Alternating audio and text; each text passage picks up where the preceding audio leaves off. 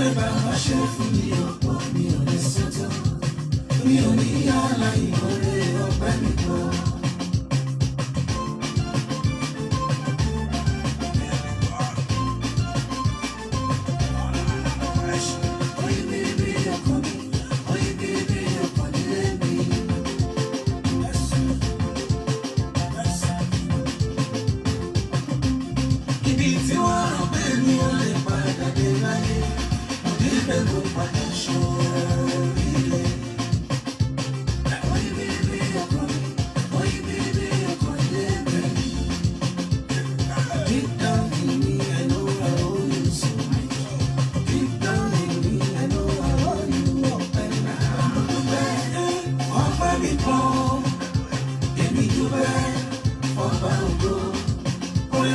Ṣe fún mi ọ̀pọ̀ mi ò lè sọ́tọ̀ mi ò ní yàrá ìmọ̀re ọpẹ́ mi kọ́. Oyin bíbí ọkọ mi, oyin bíbí ọkọ lé mi.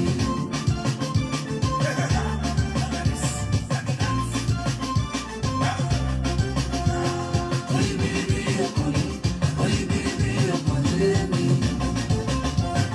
Àsọlẹ̀ ni mo mọ̀ pé mo fẹ́ràn mi.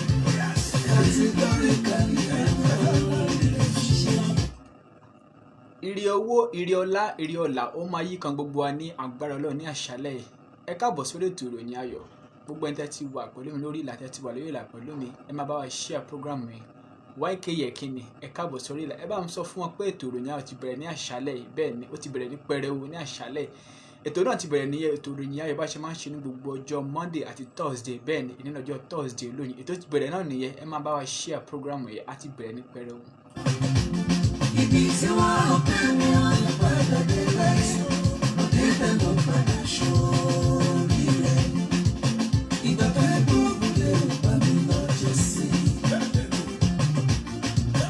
Èmi tí wọ́n rò pé kò lè padà, ó mú mi padà kọ́lé alárinrin. Bẹ́ẹ̀ ni òkúta tọ́mọ̀lé kọ̀ sílẹ̀ ló wá di pàtàkì igunlé. My prophet Ebenezer Alabi, ẹ káàbọ̀ sórí ètò. Ẹ ṣé gan, àwọn ní aláṣẹ tó darí iṣẹ́ ìjọ Hope of Glory ní ìjọ Òòlù. Ẹ káàbọ̀ sórí ètò. Ẹ máa bá wa share program. Ẹ sọ wọn pé ètò ìròyìn ayọ̀ ti bẹ̀rẹ̀. A tún ti bẹ̀rẹ̀ bá ṣe máa ń ṣe ní gbogbo ìgbà nìyẹn.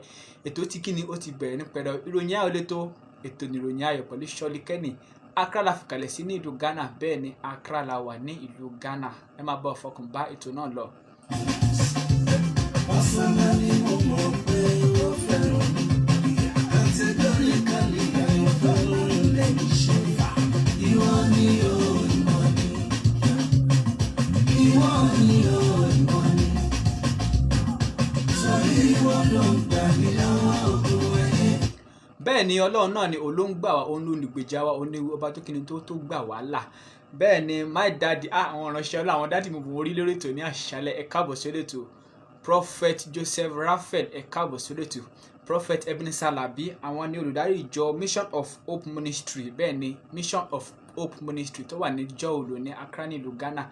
Ẹ káàbọ̀ sórí ètò. Bẹ́ẹ̀ ni mo ti rí ẹ̀gbọ́n mi náà Mr. Tunde Ọlábàmíjọ. Ẹ káàbọ̀ sórí ètò.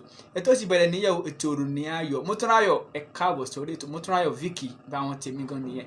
Ètò ti bẹ̀rẹ̀ níyẹ̀wò lórí ètò tiẹ̀ ní àní gbára ní àkókò rárá, àní wéṣì táìmù wa rárá. Ìròyìn ayọ̀ létò. Ètò ìròyìn ayọ̀ máa bá àfọkàn bá ètò náà lọ bó ṣe ń lọ ní wẹ́rẹ́wẹ́rẹ́. Bí o bá sì ti agbára rẹ̀, ayé mi. Ìwọ ni o, ìwọ ni. Bẹ́ẹ̀ ni o, oore ọ̀fẹ́ Ọlọ́run la fi wà láyé, àánú Ọlọ́run la fi wà láyé, ìfẹ́ àti ìgẹ̀ Ọlọ́run la fi wà láyé. Tí kò bá ń ṣe Ọlọ́run níbo là bá wà, tí kò bá ń ṣe oore ọ̀fẹ́, tí kò bá ń ṣe àánú Ọlọ́run ní níbo là bá wà ní àṣálẹ́ yìí. Bẹ́ẹ̀ ni ẹ jẹ́ ká máa fi ọpẹ́ fún ọba àwọn ọba, ká fi ìyìn fún ọba tó ní ìbà, tó ní ọpẹ́, tó ní ògo. A dá gbogbo ọpẹ́, ìyìn àti ògo a dá padà sọ́dọ̀ Ọlọ́run torí kì í ṣe mímọ̀ ṣe wa, kì í ṣe ọgbọ́n wa, kì í ṣe agbára la fi wà láyé dé àkókò yìí. Àwọn tó wà ní ọgbà ẹ̀wọ̀n nísìnyí wọ́n ṣe Ọlọ́run, àwọn tó wà lọ́sípítù kíni wọ́n ṣe kíni wọ́n ṣe Ọlọ́run, ṣùgbọ́n oore ọ̀fẹ́ àti àánú la rí gbà. Ẹ jẹ́ kájọ kíni kájọ juwọ́ sí Ọlọ́run, kájọ fi ìbà fún Ọlọ́run ọba kó tẹ̀ tó wá jásìkò àjíǹde ẹ̀ tó ti wá bá wa láyé, ó bá wa láyé, ó bá wa lálàáfíà. Ẹ̀rípọ̀ ògìnì, ẹ̀rípọ̀ ọ̀rọ̀ wa tọ́pẹ́ ojú ọpẹ́ lọ. Ẹ jẹ́ ká kíni ká fi ọpẹ́ fún ọba àwọn ọba torí àlè bẹ̀rẹ̀ tó láì ṣe kíni láì fi ọpẹ́ fún Ọlọ́run, láì fi ọpẹ́, láì fi ìbà fún ọba àwọn ọba.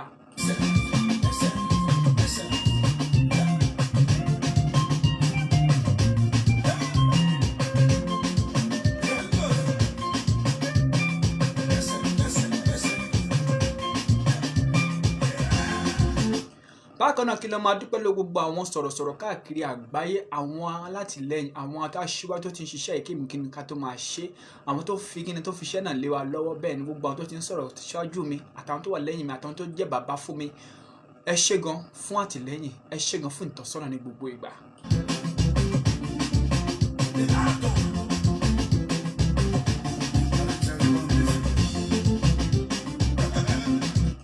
Mickey Ọláìtàn, bẹ́ẹ̀ ni happy new month, kí máa ṣe happy new month gbogbo àwọn olólùfẹ́ Ṣọ́lí Kenny pátápátá káàkiri àgbáyé, kí ni máa ṣe kí ni happy new month. Mo gbàdúrà oṣù April á sàn wá síre ní agbára Ọlọ́run. Oṣù yìí báyìí a ti lo first quarter ọdún 2021 àti lò kọjá, a ti ti bẹ̀rẹ̀ another first quarter, another month again. Ẹ rí pé oore ọ̀fẹ́ Ọlọ́run la rí gbà. Àwọn kálájọ bẹ̀rẹ̀ ní January ṣùgbọ́n wọ́n sí láì ní àkókò yìí, kì í ṣe ká fi yọ̀ wọ́n, àfi gbé orúkọ Ọlọ́run ga ni. Ẹ jẹ́ ká jọ fìbà fún Ọlọ́run. Ẹ jẹ́ kọ́mẹ̀ntì bí tẹ́ ti ń gbọ́ wa, ẹ kọ́mẹ̀ntì bí tẹ́ ti ń wò wá. Ṣé Accra Ghana ni àbí Nàìjíríà ni, South Africa lẹ́wà ni, USA lẹ́wà ni, Canada ni, Dubai ni? Ẹ kọ́mẹ̀ntì bí tẹ́ ti ń gbọ́ wa, ẹ kọ́mẹ̀ntì bí tẹ́ ti ń wo ètò ìròyìn ayọ̀, bẹ́ẹ̀ ni kẹ́ kọ́mẹ̀ntì bí tẹ́ ti ń kẹ́ni máa bá share program yẹn.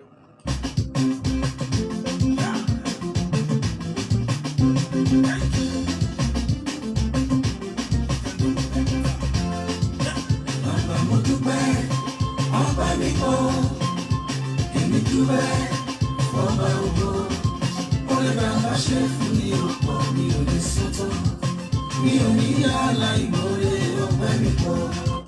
Bẹ́ẹ̀ ni ọ̀rọ̀ bí ọpẹ́ kò ní tán lọ́rọ̀ mi àti ẹ̀yin. Ọpẹ́ ńlá là ń gbọ́ yẹn láti ẹnu Dr. Larry Teriba. Ọpẹ́ ńlá là ń gbọ́ yẹn, ọpẹ́ ńlá, ọ̀rọ̀ bí ọpẹ́ kò ní tán lọ́rọ̀ mi àti ẹ̀yin.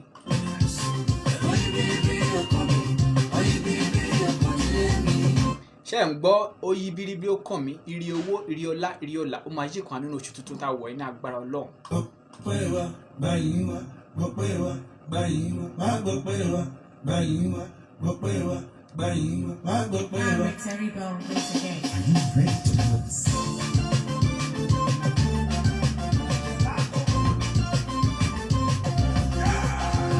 Mo dúpẹ́, ọpẹ́ mi pọ̀, èmi dúpẹ́, ọba ògo, oore bàbá ṣe fún mi ọ̀pọ̀ mi ò lè sọ́tọ̀, mi ò ní yàrá ìmọ̀re ọpẹ́ mi pọ̀. Bẹ́ẹ̀ ni o, hope is the greatest weapon to conquer every form of despair. Bẹ́ẹ̀ ni, hope is the greatest weapon. Ẹ jẹ́ ká ní ìrètí. Tá bá ti ní ìrètí nínú ara wa, tá ní ìgbàgbọ́ nínú ara wa, kò sí tá ní lè dá ṣe. Ká ní ìrètí ká dẹ̀ ní ìgbàgbọ́ nínú Ọlọ́run. Bẹ́ẹ̀ ni, hope is the greatest weapon to conquer every form of despair. Bẹ́ẹ̀ ni, tá bá ní ìrètí nínú ara wa, tá ní ìrètí tá ní ìgbàgbọ́ nínú Ọlọ́run. Kò sí báwọn kó bá tẹ̀lé pé a lè ṣe, ẹ jẹ́ sọ fún pa lè ṣe. Báwọn àwọn ìṣáájú ti kí ni wọ́n ti ṣe pé mo ní Ọlọ́run lẹ́yìn, mo ní ọba àwọn ọba mo ní lẹ́yìn, mo ní kìnìún ẹ̀yà Júdà mo ní lẹ́yìn. Bẹ́ẹ̀ ni, hope is the greatest weapon to conquer every form of despair. Ẹ máa fọkàn bá ètò yìí lọ.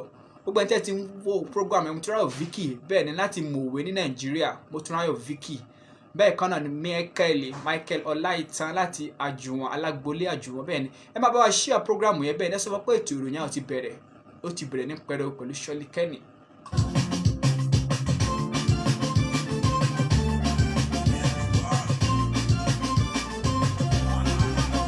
Kí ló máa fi àsìkò dúpẹ́ lọ́wọ́ ọ̀gá mi àtàtà, bẹ́ẹ̀ ni alátìlẹ́yìn mi Alhaji Quadri Hamzat, ambassador of entertainment. Bẹ́ẹ̀ ni ẹ ṣé gan. Àwọn ni aláṣẹ àtòdarí iléeṣẹ́ Quadri Hamzat Media Movement. Accra náà fi kalẹ̀ sí nílùú Ghana. Gbajúgbajà rédíò and TV presenter ni wọ́n káàkiri àgbáyé. Ní Ghana ni ní Nàìjíríà ní gbogbo West Africa, ní gbogbo Nàìjíríà, ní gbogbo Africa pátápátá. Wọ́n gbọ́ wọn ní Canada, ní USA, ní Dubai, ní orígun mẹ́rin àgbáyé. Bẹ́ẹ̀ ni gbajúgbajà rédíò and TV presenter ni wọ́n. Ẹ ṣé gan fún àtìlẹ́yìn gbogbo ìgbà, ẹ ṣé gan fún ìmọ̀ràn yín.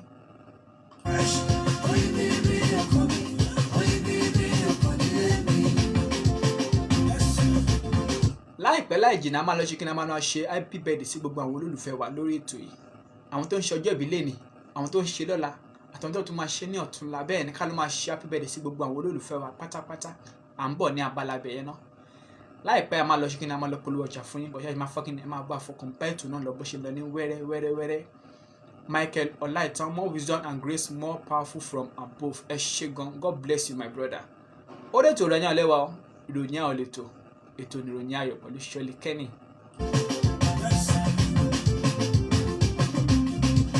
tí wọ́n rò pé mi ò lè padà dé láyé, mo débẹ̀ mo padà ṣoríire. Oyin bíbí ọkọ mi, oyin bíbí ọkọ ilé mi. Deep down in me, I know I owe you so much. Deep down in me, I know I owe you ọpẹ́ mi. Mo dúpẹ́ ọpẹ́ mi pọ̀, èmi dúpẹ́ ọba ògo. Orin bàbá ṣe fún mi ọ̀pọ̀ mi ò lè sọ́tọ̀. Mi ò ní yá láìmọ̀re ọpẹ́ mi pọ̀. bẹ́ẹ̀ ni omi ní yẹ aláìmoore ọpẹ́ mi pọ̀ tí wọ́n ní ká máa fò ní dúpẹ́ títí kò tó nǹkan kan ní oore tí Ọlọ́run ṣe fún wa ṣùgbọ́n oore ọ̀fẹ́ tarí gbà oore ọ̀fẹ́ náà ni. Oyin bíbí ọkọ mi, oyin bíbí ọkọ ilé mi.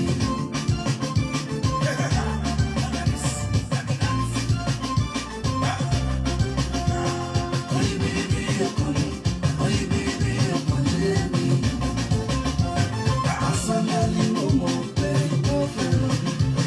Categorically, I follow relationship.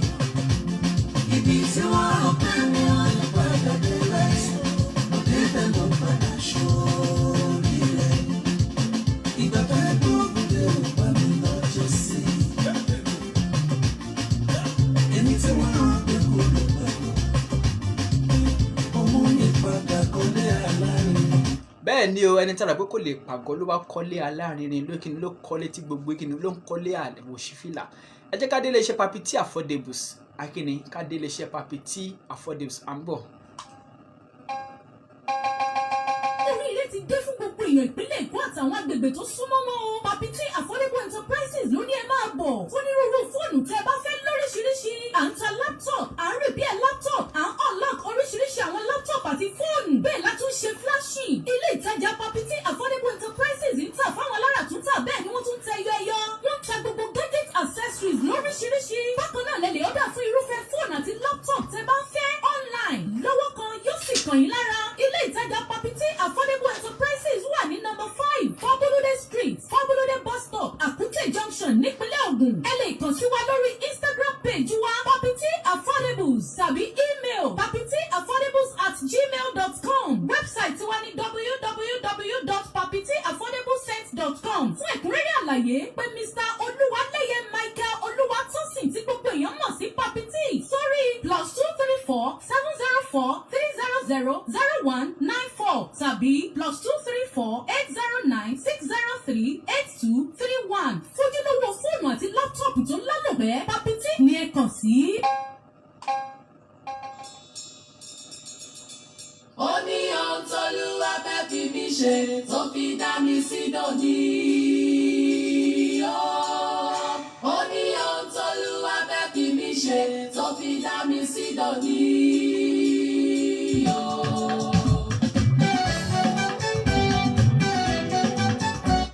ẹ káàbọ̀ padà sórí ètò tá a pè ní ìròyìn ayọ̀. òun ẹ ti gbọ́ nípa iléeṣẹ́ Papi T Affordables. ẹ̀yin tẹ́ fẹ́ ra fóònù, tẹ́ fẹ́ ra kọ̀ǹpútà tàbí tẹ́ fẹ́ ra laptop, bẹ́ẹ̀ ni ẹ kàn sí wọn ní iléeṣẹ́ Papi T Affordables. Diligence is our pride. Diligence is our pride. ẹ kàn sí wọn ní iléeṣẹ́ Papi T Affordables. oríṣiríṣi fóònù tẹ́ bá fẹ́ rà, bóyá iPhone ẹ fẹ́ rà ní, Samsung ní, Infinix ní, Tecno ní àbí Huawei lẹ fẹ́ rà ní, ẹ kàn sí wọn ní iléeṣẹ́ Papi T Affordables.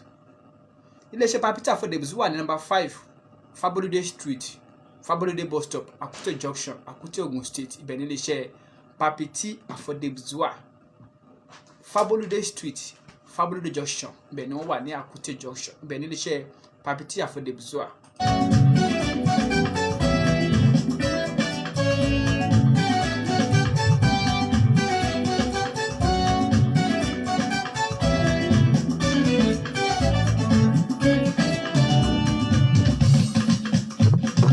ẹni tí bá fẹ́ bá wọn dòwò pọ̀ nílé iṣẹ́ Papi T Affordables ẹ pè wọ́n sórí nọ́mbà yìí +234 704 300 0194 lẹ́ẹ̀kan sí +234 704 300 0194 nọ́mbà tó já sí ilé iṣẹ́ Papi T Affordables ni. ẹ fẹ́ ra fóònù ní odindi, ẹ fẹ́ ra, ẹ fẹ́ máa tuta ní, abẹ́ fẹ́ ra ẹyẹ yọ ní, ẹ kàn sí nílé iṣẹ́ Papi T Affordables. iléeṣẹ́ Papi T Affordables Nàìjíríà náà fi kalẹ̀ sí ní Akute, ní Akute ní 5 Fabolode Street, Fabolode bus stop, Akute Junction, Akute, Ogun State. Ibẹ̀ ni wọ́n fi kalẹ̀ sí. Ẹ káàbọ̀ sórí ètò Chidebere Oyedun. Yeah, you are doing well, my brother. My Prophet Ebenezer Alabi ti ìjọ Mission of Hope ní Accra, Ghana. Daddy ẹ ṣé gan, God bless you, sir.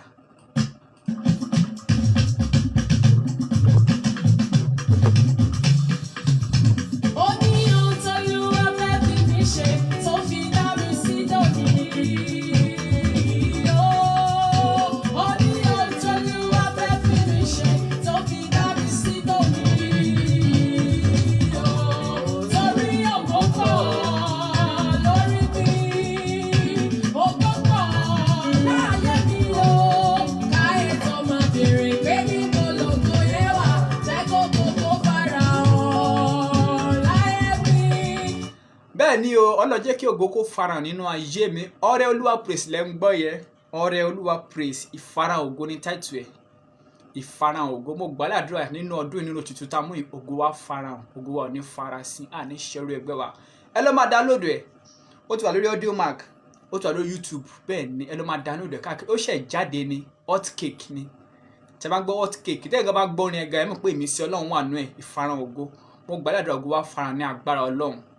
Láyé tó máa bèrè pé níbo lógo ẹ wà, jẹ́ kó gbogbo farahàn láyé mi. Ó ní ohun t'Olúwa fẹ́ fi mí ṣe, ó fẹ́ dá mi ṣe lọ́dún. Nígbà tí ká lọ máa ṣe happy birthday, bẹ́ẹ̀ ni ká lọ máa ṣe happy birthday in advance sí ọmọ ológo. Bẹ́ẹ̀ ni ọmọ ológo náà la máa pè. Chidebere Oyedun, you are welcome, my brother. You are doing well o. My regards to Newton. Yeah. Chidebere Oyedun. Gbogbo ẹ̀yin tèmi tẹ́tí wà lórí ìlà pátápátá, kò sí ẹni mọ̀rúfù. Ẹ ṣe gan bẹ́ẹ̀ ṣe ń bá kíni bẹ́ẹ̀ ṣe ń bá wa share program yẹn. Ìròyìn ẹ̀ ò lè tó. Ètò ní ìròyìn ẹ̀ mo ti rí ẹ̀gbọ́n mi àtàtà Tijas, àwọn ti Big Sam nẹ. Bẹ́ẹ̀ ni ẹ káàbọ̀ sórí ètò. Ẹ má bá wa share program yẹn. Ẹ sọ fún pé ètò ìròyìn ẹ̀ kíni ó ti bẹ̀rẹ̀ ní pẹrẹu. Ẹ máa fọkàn bá wa lọ.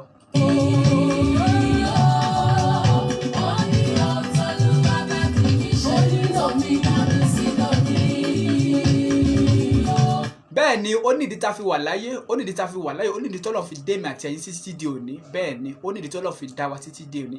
Ìfarahàn ògo lẹ́ ń gbọ́ yẹ o. Ìfarahàn ògo láti ẹnu kíni Ọrẹ Olúwa praise.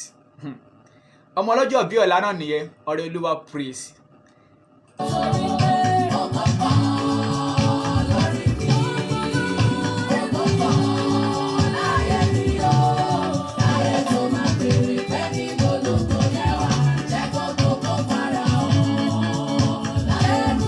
Ká tó wọ abala kíni àyàn fìlò sọ ká kọ́ ló máa celebrate gbogbo àwọn ọlọ́jọ́ bí pátápátá. Bẹ́ẹ̀ ni ká ló máa celebrate wọn.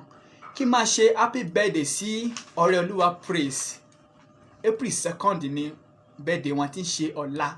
Mo ti ń rí post lóríṣiríṣi lọ́tùn lósì, mo ti ń rí comment, mo ti ń rí status lọ́tùn lósì. Bẹ́ẹ̀ ni ọ̀la lọ́jọ́ bí wọn. Ó ní wọ́n gan ní kí ni la fi ń celebrate wọn. Orin wọn gangan ìfarahàn ògo la fi ń celebrate wọn pé happy birthday to you ma. Ọrẹ Olúwa praise. Mo gbàládùra ògo náà farahàn ní agbára Ọlọ́run. Ògo náà ní farasin. Ògo ò ní wọ́ọ̀kù ní agbára Ọlọ́run. Ẹ tún kíni ẹ tún gbádùn orin náà sí ìfarahàn ògo lẹ́ ń gbọ́ yẹn.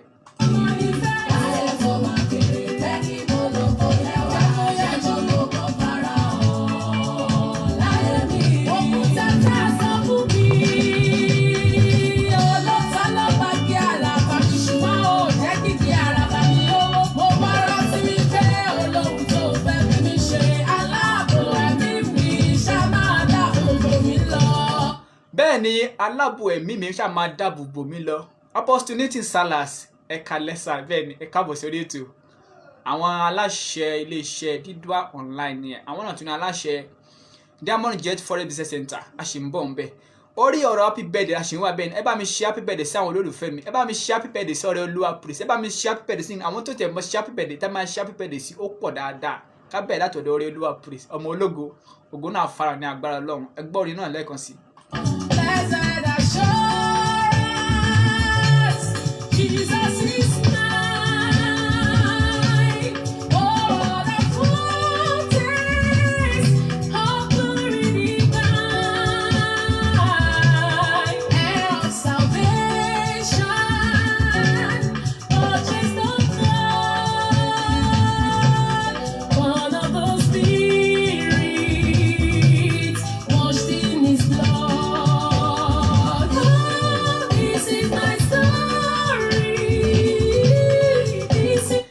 bẹ́ẹ̀ mo ti rí ìyáàfin Mercy Olúwapẹ̀lúmi ẹ káàbọ̀ sí ètò àwọn ní ìyá àgbẹ̀bí ti ìjọ CAC Orísun Ìyè a sì ń bọ̀ ní apá abẹ̀yẹ ẹ máa bá wa share program gbogbo ẹni tí wà online bẹ́ẹ̀ ni ẹ jẹ́ kí n máa rí ọwọ́ yín bẹ́ẹ̀ ṣe kí ni bẹ́ẹ̀ ṣe ń ju sọ́ọ̀tún bẹ́ẹ̀ ṣe ń ju sósì ẹ bá wa share káàkiri orí ètò ìròyìn àlẹ́ wa pẹ̀lú Ṣọlí Kẹ́ni my prophet ẹ káàbọ̀ sí ètò ẹ ṣé gan.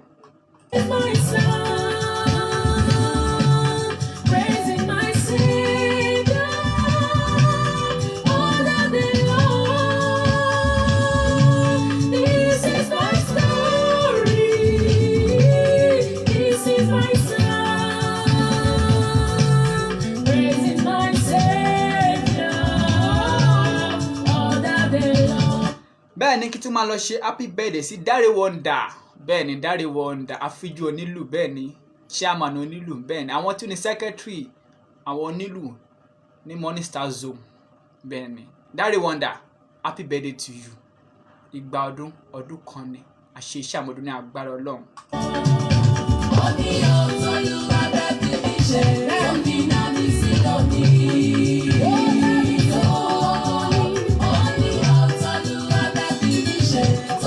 bákan náà ká ṣe happy birthday sí Afẹ́nifọ́rọ̀ Olúmídé bẹ́ẹ̀ ni àwọn tiwa gangan nìyẹn Afẹ́nifọ́rọ̀ Olúmídé gbogbo ẹni tẹ́fẹ́ ṣe happy birthday sí àwọn olólùfẹ́ yín tẹ́fẹ́ ṣe happy birthday sí ọ̀rẹ́ yín sí ọkọ yín àbí sí ìyàwó yín ẹ kàn sọ ní ètò ìròyìn ayọ̀ pẹ̀lú Ṣọlí Kẹ́ni ká bá yín celebrate wọn ká bá yín gbé Ọlọ́run ganú ayé wọn ká bá yín kíni ká bá yín dúpẹ́ lọ́wọ́ wọn tẹ́fẹ́ celebrate anybody tẹ́fẹ́ wish wọn happy birthday ẹ kàn sọ lórí ètò ìròyìn ayọ̀ Sunny Sherifat wow ẹ káàbọ̀ sórí ètò ìròyìn ayọ̀ lẹ́wà o bẹ́ẹ̀ ni ẹ má bá wa share program ẹ bẹ́ ṣe wà ń bẹ́ ẹ má kí ni ẹ má bá wa share ìròyìn ayọ̀ lẹ́tọ̀ ètò ìròyìn ayọ̀ pẹ̀lú Ṣọlí Kẹ́ni Accra la fi kalẹ̀ sí nílùú Ghana.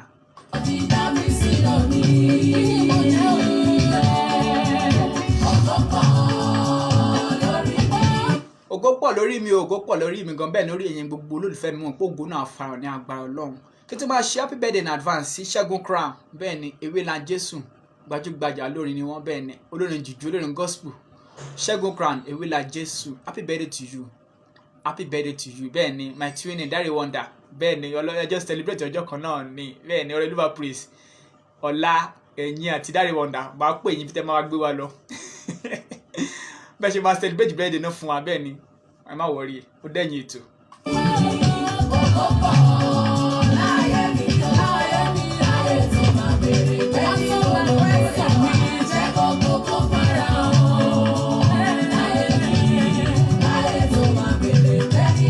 ká tó kọjá lọ sí abala kí ni àyàn fi ìlú sọ à ń bọ̀ ẹ jẹ́ ká sáré dé ìjọ CAC Orísun Ìyè bẹ́ẹ̀ ni ìjọ CAC Orísun Ìyè.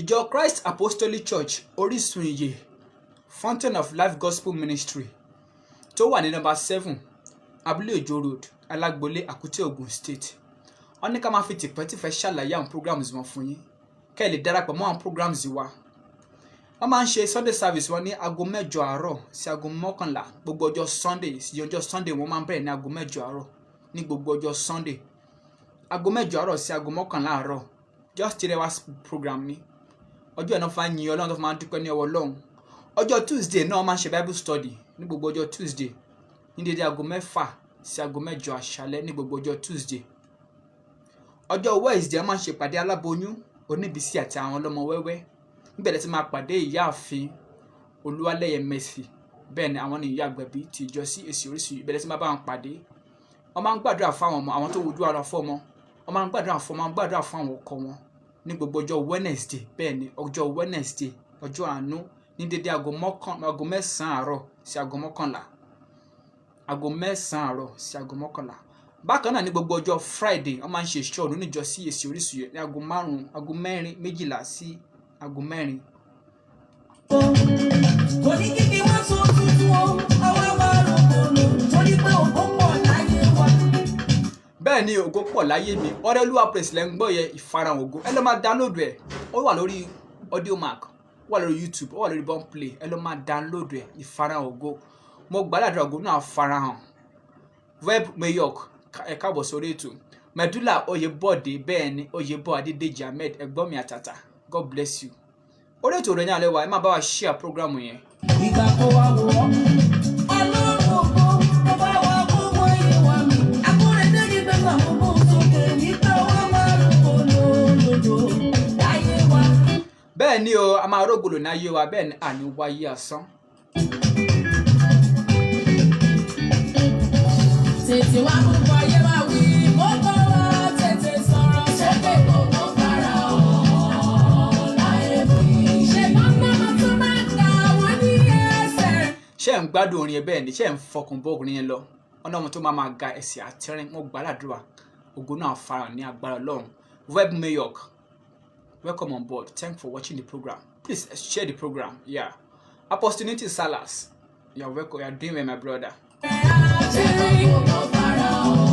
Bí mo ṣe ń sọ̀rọ̀ nípa ìjọ CAC Orísun Ìyè tó wà ní nọ́mbà 7 Abúlé Òjòdù Alágbolé Àkútè Ogun State. Ní gbogbo ọjọ́ Friday mo sọ fún yín, wọ́n máa ń ṣe ìpàdé ìṣòro ní gbogbo ọjọ́ Friday ní dédé aago 12 sí aago 4 àárọ̀. Wọ́n máa ń ṣe ìpàdé kan ní oṣù mẹ́ta 72 hours of marathon and breakthrough prayer. 72 hours of marathon and breakthrough prayer. Bẹ́ẹ̀ ni oṣù mẹ́ta ni wọ́n máa ń ṣe ìpàdé yẹn. Wọ́n máa ń ṣe ní every March, June, September àti December. Ti March wọ́n ṣe parí ní last week ni àwọn táwọn Ghana ga jọ ń darapọ̀ wọn ni wọ́n pín ìpàdé náà ni. Ìpàdé náà máa ń wáyé ní every Wednesday, Thursday, Friday tó gbẹ̀yìn oṣù March, June, September àti December. Àkórí ìpàdé náà ni I will do a new things. Èmi yóò ṣe ohun tuntun. I will do a new things. Èmi yóò ṣe ohun tuntun. Fún àdúrà tàbí ìgbaniníyànjú ẹ jẹ́ ká pe ẹni tí Ọlọ́run gbé ìjọ náà ní lọ́wọ́. Àwọn ni Pastor Joseph Adeoye Olúlẹ́yẹ. Ká pè wọ́n sórí nọ́mbà yìí +234 80 32 36 9843. Lẹ́ẹ̀kan sí +234 80 32 36 9843. Nọ́mbà tó já sí ìjọ CAC Orísun Ìyè ni ẹ. Gbogbo ẹni tẹ́ wà ní Alágbolé, tẹ́ wà ní Àkútè, tẹ́ wà ní Àjùwọ̀n, tẹ́ wà ní Ìṣàgà, tẹ́ wà ní Bẹ́gà, tẹ́ wà ní Ọgbà, tẹ́ wà ní Àìgé, tẹ́ wà ní Làǹbẹ́ ìjọ CAC Orísun Ìyè ẹbẹ ní kẹ́ máa lọ. Ọlọ́run gbàdúrà níbẹ̀, wọ́n fi ọ̀rọ̀ Ọlọ́run bọ́ yín. Bẹ́ẹ̀ ni ọ̀rọ̀ Ọlọ́run tó yí kíni tó yé kébù. Bẹ́ẹ̀ ni wọ́n ti fi bọ́ yín àti ọ̀rọ̀ Ọlọ́run àti ìyìn àti orin ìyìn. Ìjọ CAC Orísun Ìyè ibẹ̀ ní kẹ́ máa lọ. Ewé kan ò ní bọ́ lára igi, Ọlọ́run má mọ̀ tètè jẹ́ olówó. Èyí tó ti ṣe kó tó ṣe bàjẹ́ o. Àwọn tó bínú ògo ìdálọ́rùn tó máa bá. Níbẹ̀ jẹ́ ká kọjá lọ sí abala kí ni àyàn ń fi ìlú sọ. Abala kí ni àyàn ń fi ìlú sọ. À ń bọ̀. Àwọn jẹ́ gbogbo fara hàn láyé bí. Àdàbí tí bá ti korúkọ mìíràn lẹ́yìn orúkọ Jésù yìí lásán gbogbo fara hàn láyé bí. Ṣé bá nínú orí tó bá ti pẹ́ nílẹ̀ dandan ó máa ń dúró ní. Jẹ́ gbogbo fara hàn láyé bí. Iṣẹ́ bẹ̀ lórí láti jẹ́ ìrànlọ́wọ́ lókun bàbá pé ìrànlọ́wọ́ jẹ́ gbogbo fara hàn láyé bí. Jẹ́ gbogbo fara hàn. Mo gbàdúrà ògo náà fa ọ̀nà ayé wa. Mẹ́dúlà Oyèbọ̀dé Adédèjì Ahmed ẹ káàbọ̀ sórí ètò. Ó fara hàn jẹ́ nínú ayé wa. Láyé bí. Gbogbo wa kó má ṣe wọ̀ mí, kó má ṣe kò jẹ́ ká rọ́pò jẹ́ gbogbo fara hàn. Láyé bí. Lójú àwọn tó fẹ́ forúkọ lọ́rùn fún wa, jẹ́ ká forúkọ lọ́rùn fún wọlé. Gbogbo fara hàn. Láyé bí. Jẹ́ gbogbo tó fara hàn kí gbogbo tún rí o. Jẹ́ gbogbo fara hàn. Láyé bí. Jẹ́ gbogbo tó fara hàn kẹ́mi lè wá gbé ká pẹ́. Fara hàn. Láyé bí. Ẹ jẹ́ ká kọjá lọ sí abala kí ni àyàn ń fi ìlú sọ. Bẹ́ẹ̀ ni abala kí ni àyàn ń fi ìlú sọ. À ń bọ̀.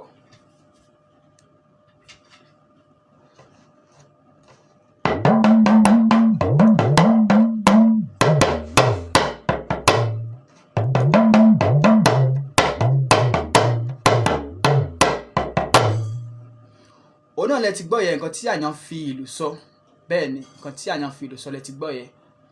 Nọ́mbà tẹ́ máa pè wá sí tẹ́ máa bá dá sórí ètò ní +233 555 28 1462 +233 555 28 1462 nọ́mbà tẹ́ máa fi pọ̀ sórí ètò tẹ́ máa fi sọ nǹkan tí àyàn fi lò sọ nìyẹn. Mo sọ fún yín pé aláṣẹ àtòdá iléeṣẹ́ Papity Affordables wọ́n ti kó ẹ̀bùn ńlá fún wa ká máa pín fún yín lórí ètò yìí. Bẹ́ẹ̀ ni wọ́n ti kó ẹ̀bùn rẹpẹtẹ fún wa lórí ètò ká máa pín fún yín lórí ètò yẹn tí a bá gba nǹkan tí àyàn fi lò sọ. Bẹ́ẹ̀ ni ẹ máa fọkàn bá a lọ lórí ètò.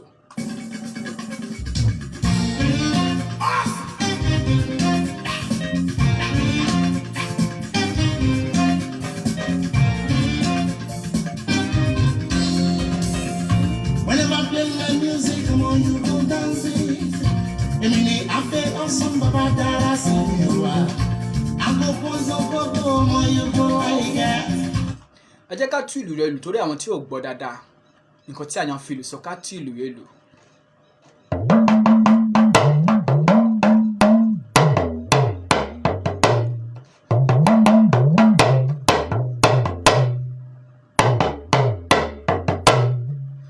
Òun lẹ ti gbọ́ yẹ o, nǹkan tí àyàn fi ìlù sọ. Bẹ́ẹ̀ ni nǹkan tí àyàn fi ìlù sọ nìyẹn. Ẹ máa fọkàn bẹ́ẹ̀tù náà lọ. Put on your dancing shoes, dance to my music, yo. My brother, and I can my DJ drum. My sister, and I can my DJ drum. My uncle, and I can my DJ drum. My auntie, and I can my DJ drum. Bẹ́ẹ̀ ni awesome lẹ ń gbọ́ yẹ, bàbá dára sí mi lẹ ń gbọ́ yẹ. Abe awesome, Abe ọmọ Awẹ́ṣọlá lẹ ń gbọ́ yẹ. Dance ni ó ṣẹ̀ jáde ní tuntun tó ṣẹ̀ jáde láti ẹnu Abe awesome. Dance lẹ ń gbọ́ yẹ.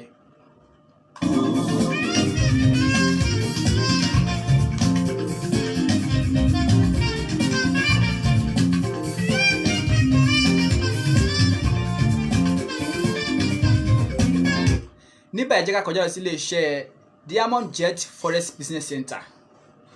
Diamond Jet Forest Business Center. We have the passion to do. Yes, Apostle Newton. We have the passion what to do to serve you. Nílé-iṣẹ́ Diamond Jet Forest Business Center. Tẹ́ bá fẹ́ trade forest. Tẹ́ fẹ́ invest sórí forest.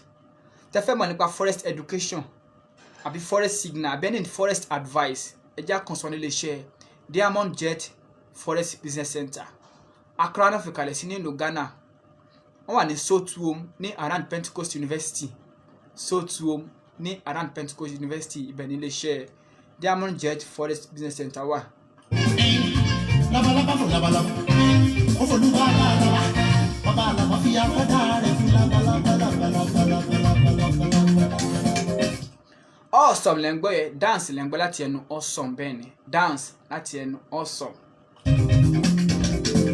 Gbogbo ẹni tẹ́ ti wà online pẹ̀lú wa pátápátá ẹ máa bá wa share program yẹn. Ẹ comment tẹ́ ti ń gbọ́ wa. Ẹ comment tẹ́ ti ń wò wá. Ìròyìn ayọ̀ lè tó. Ètò ni ìròyìn ayọ̀. Wọ́n lè jó èmi lè jó. Kòkòrò méjì ló pàdé òórùn. Bí mo ṣe ń sọ nípa ilé-iṣẹ́ Diamond Jet Forest Business Center. Grow your wealth. Yes, grow your wealth. Subscribe to our investment plans and let your money work hard for you. Subscribe to our investment plans and let your money work hard for you. Bẹ́ẹ̀ ni láti ilé-iṣẹ́ Diamond Jet ni ẹ ti ń gbọ́ yẹ. Ilé-iṣẹ́ Diamond Jet Forest Business Center. Ìjọba ní kojú, ilẹ̀kẹ̀ ní lọ́wọ́ o. Ilẹ̀kẹ̀ wà lọ ní káyàmọ́tà kí ló fẹ́ ṣe sí i. Bẹ́ẹ̀ ni dance lẹ́ ń gbọ́ láti ẹnu Abe Awẹ́ṣọlá awesome. Àwọn ni aláṣẹ àtòrídárí Awesome Tones Band. Bàbá dára sí mi lẹ́ ń gbọ́ yẹ ọkọ Láyẹmí. Ó ṣẹ̀ jáde ní ẹ lọ́ máa download ó ti wà lórí Audiomack. Ó ti wà lórí YouTube ẹ ti ẹ̀ search fún awesome ni kẹ́ lọ́ máa download latest ni. Ó ṣẹ̀ jáde ní ọ̀sẹ̀ ló ṣẹ̀ jáde. Dance ni láti ẹnu awesome. Ẹ feel ẹ lẹ́ẹ̀kan sí. Ẹ gbádùn ẹ lẹ́ẹ̀kan sí.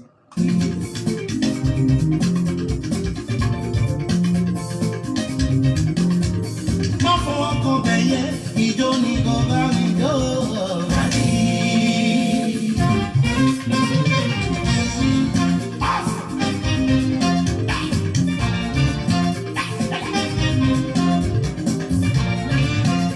Bẹ́ẹ̀ ni mo rí bọ́ọ̀lù olóògùn ti ń dáǹsì níbi tí wọ́n wà yẹn. Bẹ́ẹ̀ ni wọ́n ń gbọ́ wọn lè fídíò ẹ̀ wọ́n lè mú mọ́ra mọ́ wọn lè fi para.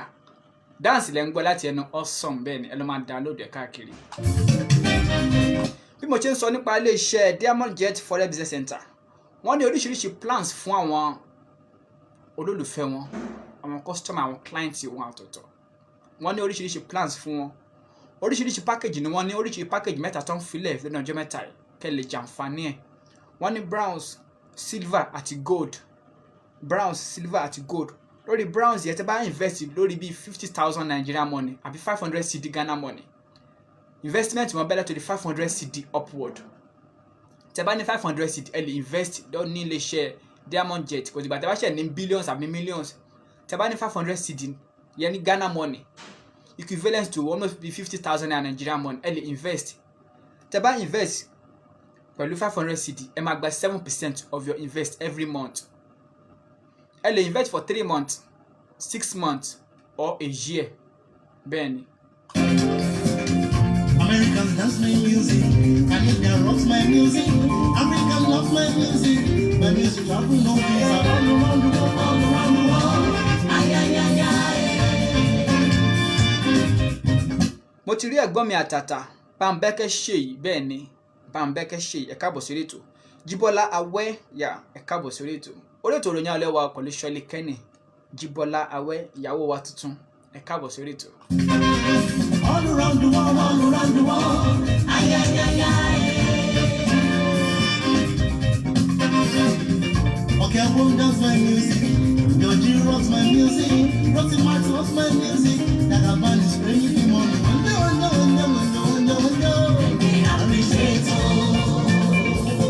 Bẹ́ẹ̀ ni o awesome lè ń gbọ́ yẹ ẹ ló máa download ẹ̀ bí mo ṣe ń sọ nípa ilé iṣẹ́ Diamond Jet tẹ́ bá invest silver tẹ́ invest lórí silver package kejì nìyẹn investment lórí silver bẹ́ẹ̀ látòrí bíi 2 million upward 2 million Nigerian money that is 20,000 Ghana cedi equivalent to 2 million Nigerian money tẹ́ invest ẹ máa gba 10% of your invest mo sọ fún pé ẹ lè invest for 3 months 6 months àbí a year ẹ máa gba 10% of your invest wọ́n dẹ̀ wá ní package kan tó jẹ́ bí gold yẹn ló pọ̀ jù tẹ́ bá invest lórí gold bẹ́ẹ̀ látòrí bí 50,000 Ghana cedi upward 50,000 Ghana cedi to 200,000 Ghana cedi that is from 5 million naira to 20 million naira ẹ máa gba 12% of your invest lẹ́yìn ìgbà tẹ́ bá sọ pé fẹ́ invest bí oṣù mẹ́ta fẹ́ invest ni lẹ́yìn tẹ́ bá pé oṣù mẹ́ta ẹ máa gba ojú owó yín padà pẹ̀lú income pẹ̀lú interest yín ẹ bá àwọn dòpọ̀ nílé iṣẹ́ Diamond Jet Forex Business Center Sotuo ni wọ́n wà ní Accra nílùú Ghana Sotuo ibẹ̀ ni wọ́n wà Diamond Jet we have the passion to do yes we have the passion to do ẹ lè pè wọ́n sórí nọ́mbà yìí +233 2311 88290 lẹ́ẹ̀kan sí +233 2311 88290 àbí kẹ́ pè wọ́n sórí nọ́mbà yìí lẹ́ẹ̀kan sí +233 2040 99970 +233 2040 99970 nọ́mbà tó já sí ilé iṣẹ́ Diamond Jet Forex Center ni ẹ Samida Slim aláṣẹ ilé iṣẹ́ Samitech ẹ káàbọ̀ sórí ètò ẹ máa bá wa share program yẹn ẹ sọ pé ètò ìròyìn ayọ̀ kí ni ó ń lọ lọ́wọ́.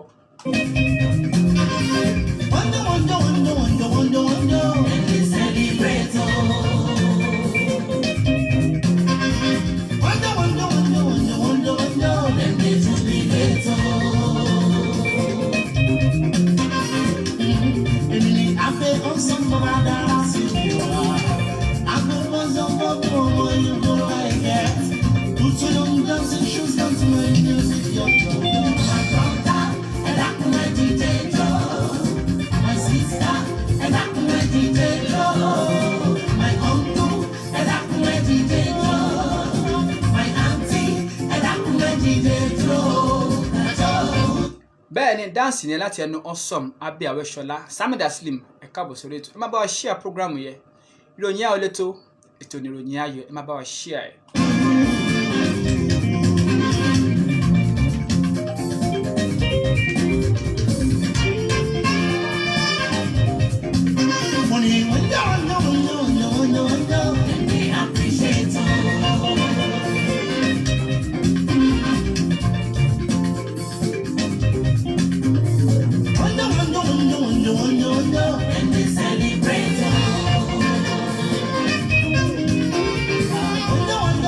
níbẹ̀ jẹ́ ká kọjá lọ sí iléeṣẹ́ Samitech Nigeria Limited bẹ́ẹ̀ ni iléeṣẹ́ Samitech Nigeria Limited ibẹ̀ la wà sí.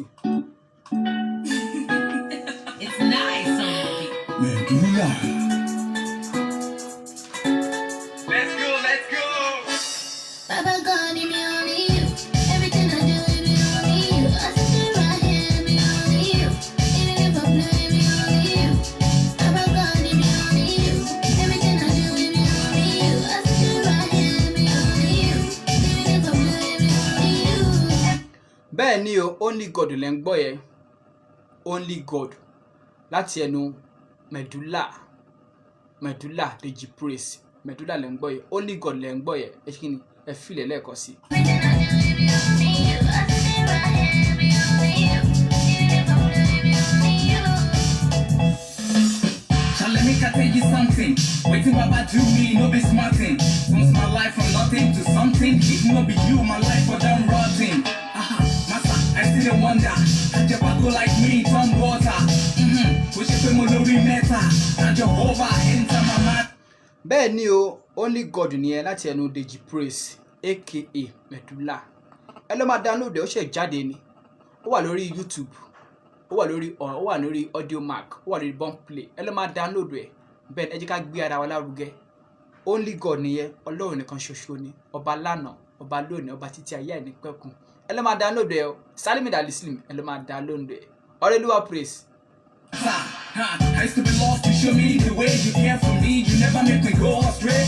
I used to be dumb like a sock away. You show me love, even when my friend run away. How am I gonna pay back? It's been a way back, and who never see anytime that I do. Bẹ́ẹ̀ ni nípa iléeṣẹ́ Samitech Nigeria Limited mo ṣe ń bá yín sọ lẹ́ẹ̀kan. Fóònù àti laptop ni wọ́n tún ṣe. Nǹkan tó ń specialize lé lórí nìyẹn. Kò sí bóyá fífóònù ṣe lè di òkú tó wọ́n sọ di ààyè. Bẹ́ẹ̀ ni Ọlọ́run fún wọn ní agbára, Ọlọ́run fún àṣẹ àti máa tún fóònù ṣe. Ọlọ́run fi sí wọn àti inú oníná ti ń ṣe fóònù bọ̀. Bẹ́ẹ̀ dẹ́kan sọ nílé iṣẹ́ Samitech Nigeria Limited. Bóyá fóònù tàbí laptop lẹ fẹ́ tún ṣe ni. Ẹ fẹ́ ra fóònù àbí ẹ fẹ́ ra laptop ni. Ẹ fẹ́ kí ni ẹ fẹ́ kọ́ bó ṣe ń ṣe fóònù àbí ẹ fẹ́ kọ́ bó ṣe ń ṣe laptop ni. Ẹ fẹ́ swap fóònù àbí ẹ fẹ́ swap laptop ni. Ẹ kàn sọ nílé iṣẹ́ Samitech Nigeria Limited. Bẹ́ẹ̀ ni ẹ̀yin tẹ́ fẹ́ kọ́ tẹ́ fẹ́ mọ̀ bó ṣe ń ṣe laptop tẹ́ fẹ́ mọ̀ bó ṣe ń ṣe fóònù ilé iṣẹ́ Samitech ní kẹ́ máa lọ. Ilé iṣẹ́ Samitech Nigeria Limited. Mo fọwọ́ ẹ̀ sọ̀yà. Bẹ́ẹ̀ ni mo fọwọ́ ẹ̀ sọ̀yà. Alágbolé Àkútè Road ni wọ́n wà. Alágbolé Àkútè Road ní opposite UBA Bank. Alágbolé Àkútè Road opposite UBA Bank. Ibẹ̀ ní ilé iṣẹ́ Samitech Nigeria Limited wà. May that was it. I thank you for your goodness and your mercy. This ain't God telling me I never see. I say Baba, you married to Damisi. Ẹ lè pe aláṣẹ àtòdá ilé iṣẹ́ Samitech Nigeria Limited sórí nọ́mbà yìí. Àwọn ni Sami Daslim, Olúwalẹ́yẹ Táíwò Adékúnlé. Bẹ́ẹ̀ ni Olúwalẹ́yẹ Táíwò Adékúnlé. Ẹ lè pè wọ́n sórí nọ́mbà yìí +234 81 40 38 1839. Lẹ́ẹ̀kan sí +234 81 40 38 1839. Nọ́mbà tó já sí iléeṣẹ́ Sami Daslim ní iléeṣẹ́ Samitech Nigeria Limited. May that was it. I thank you for your goodness and your mercy. This kind God telling me I never see. I say Baba, you married to Damisi. Come on. Baba God, it be only you. Adétúnjí Káyọ̀dé K-Tech ẹ káàbọ̀ sórí ètò mo ti rọ́wọ́ yín bẹ́ẹ̀. Adétúnjí Káyọ̀dé K-Tech àwọn ti Sami Daslim nìyẹn ẹ káàbọ̀ sórí ètò. Everything I do, it be only you. I sit right here, it be only you. Even if I play, it be only you. Baba God, it be only you. Everything. Kí ni Àyànfìlù sọ bẹ́ẹ̀ ni ẹ pè wá wọlé kẹsàn-án kan tí Àyànfìlù sọ +233 555 28 1462 kan tí Àyànfìlù sọ. Ẹ̀bùn wà lórí ètò yìí mo sọ fún yín. Ẹ̀bùn wà lórí ètò yìí.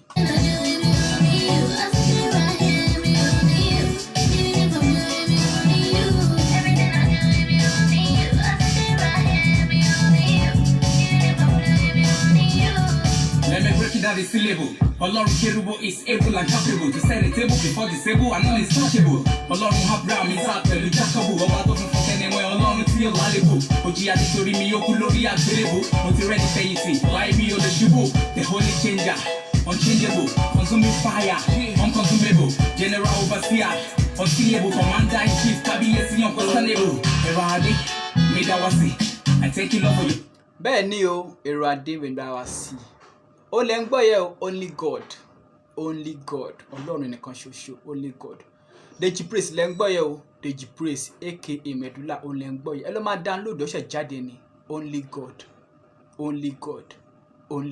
ẹ lọ́ máa download rẹ̀ ó wà lórí YouTube ó wà lórí Audiomack ó wà lórí Boomplay ẹ lọ́ máa download rẹ̀ káàkiri only God láti ẹnu Deji Praise aka Medulla. Tẹ́ bá fẹ́ ní concert àbí fẹ́ ní programs ẹ lè pè wọ́n bẹ́ẹ̀ ni ẹ pè wọ́n tẹ́ bá ní concert lẹ fẹ́ ní àbẹ́ fẹ́ ní program kan tẹ́ fẹ́ pè wọ́n sí káwọn minister ẹ pè Deji Praise bẹ́ẹ̀ ni Deji Praise Medulla ẹ tún gbádùn orin ẹlẹ́ẹ̀kan sí. Never your mercy. This kind girl challenge me I never see. And she baba Èdùmàrè to damn me see. Erade, me that was see. I thank you Lord for your goodness and your mercy. This kind girl challenge me I never see. And she baba Èdùmàrè to damn me see. Come on. For mercy's countless has a sound which daily I receive. Oh, látọ̀dọ̀ Jésù, Olúwa.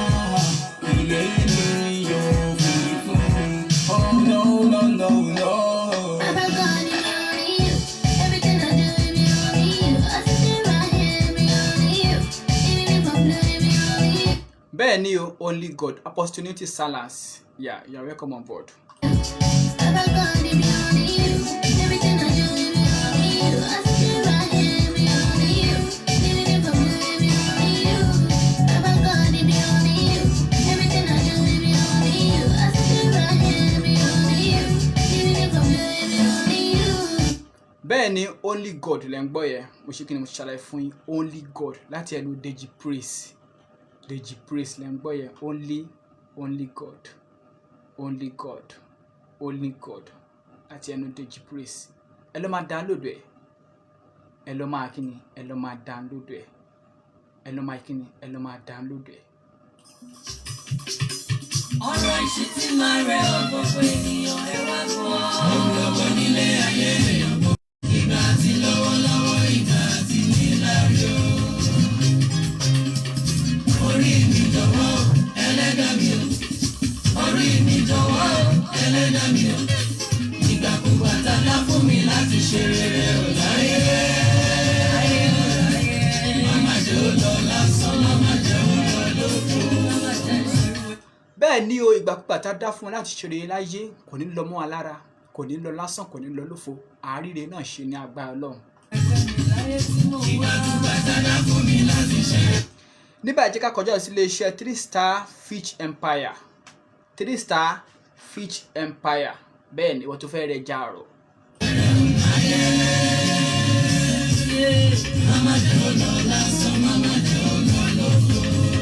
ìwọ tó fẹ́ ṣe patí tó fẹ́ ra ẹja àrọ̀ àbí ẹ̀yin tẹ́ ní hòtẹ́ẹ̀lì tẹ́ ní restaurant tẹ́ fẹ́ ra ẹja àrọ̀ ní ọ̀pọ̀ yanturu ẹ kàn sọ ní iléeṣẹ́ 3-star Fish Empire.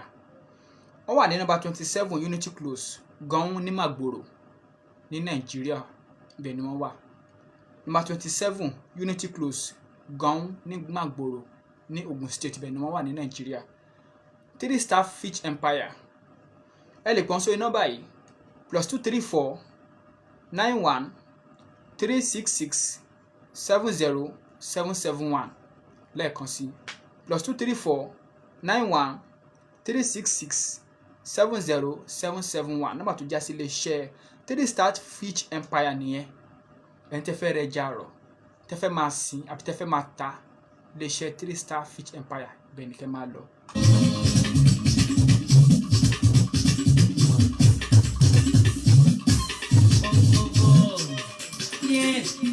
gbogbo nílé ayé èèyàn gbogbo nílé ayé lórí máa dàsí padà fún wọn. gbogbo nílé ayé èèyàn gbogbo nílé ayé lórí máa dàsí padà fún wọn. bẹ́ẹ̀ ni ohun gbogbo nílé ayé ìgbà gbogbo ló nígbà tí àsìkò ìgbà wa ò ní kọjá wa àsìkò wa ò ní fò wá ní agbára Ọlọ́run. Tọ́pẹ́ Ọlájẹ́ngbésì lẹ́ ń gbọ́ yẹ God of Mercy láti ẹnu Tọ́pẹ́ Ọlájẹ́ngbésì. ìgbà tí kíni sáyé ìgbà tí ṣe rere. ìgbà tí lọ́wọ́lọ́wọ́ ìgbà tí níláàrí o. sáyé ìgbà tí ṣe rere. Àsìkò iṣẹ́ ká ṣiṣẹ́, àsìkò ìsinmi bẹ́ẹ̀. Ìgbà tí lówó lọ́wọ́, ìgbà tí ní lárí o. Má ṣe tọ́jú ju ẹlẹ́dà rẹ. Orí mi jọ̀wọ́, ẹlẹ́dà mi o. Orí mi jọ̀wọ́, Wípé ẹlẹ́dà mi o. Jésù Ìgbàkúgbà tádá fún mi láti ṣe rere láyé. gbàdúrà bàbá. bẹ́ẹ̀ ni ìgbàkúgbà tí a wá dá fún wa láti ṣeré láyé kò ní lọ lásán, kò ní lọ lófo, gbogbo ní àdúrà. Mẹ́dúlà Oyèbọ̀dé Adédèjì Ahmed, bẹ́ẹ̀ ni orí ètò ìròyìn ọ̀lẹ́wà ọ ẹ ṣe gbẹmọ ṣe bá share program ń rọwọ́ yín bẹ́ẹ̀ ní gbogbo ìgbà. Thanks for your support, thanks for your advice. God bless you my brother. Bẹ́ẹ̀ ni God bless you. Àní ṣe lásán, bẹ́ẹ̀ ni àní ṣe lásán ní agbára lọ. Àjọ máa kéré oko délé ni. Ghana táwa yìí asan wá sí ilé agbára lọ.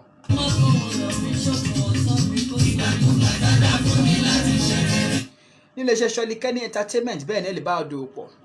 Ẹ search fún lórí Facebook, ẹ search fún Ṣọ́lí Kenny Entertainment. Bójú orí YouTube náà ni ẹ search fún Ṣọ́lí Kenny Entertainment, kẹ́ ẹ follow wa, kẹ́ ẹ lè máa rí àwọn programs tá a bá ń ṣe ní gbogbo ìgbà. Kí Facebook tàbí YouTube kó lè máa fún ní notification tá a bá ń ṣe programs yẹn.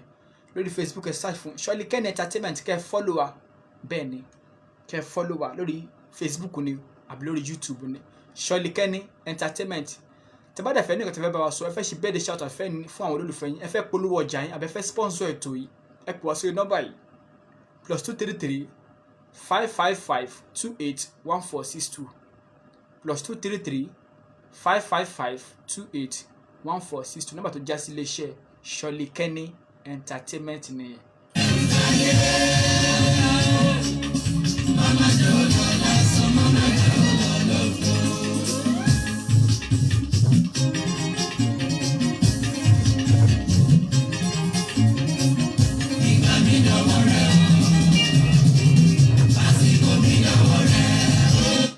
Ní abala kíni àyàn fíìlù sọ, bẹ́ẹ̀ ni abala kíni àyàn fíìlù sọ, ẹ pè wá wọlé ìkẹsàn kan tí àyàn fíìlù sọ. Mo sọ fún yín pé aláṣà tó dá lè ṣe Papity Affordables ó ti kó ẹ̀bùn ńlá fún wọn lọ́pọ̀ yẹpẹ̀ ká máa pín fún yín. Bẹ́ẹ̀ ni aláṣà tó dá lè ṣe Papity Affordables ó ti kó ẹ̀bùn ńlá fún wọn lọ́pọ̀lọpọ̀. Mo ti rí ẹ̀gbọ́n mi àtàtà, bẹ́ẹ̀ ni mo ti rí wọn lórí ìlà. Ọ̀túnba Jésù, Mr. Kúnlé Olúdélé, The Spirit, ẹ káàbọ̀ sórí ètò.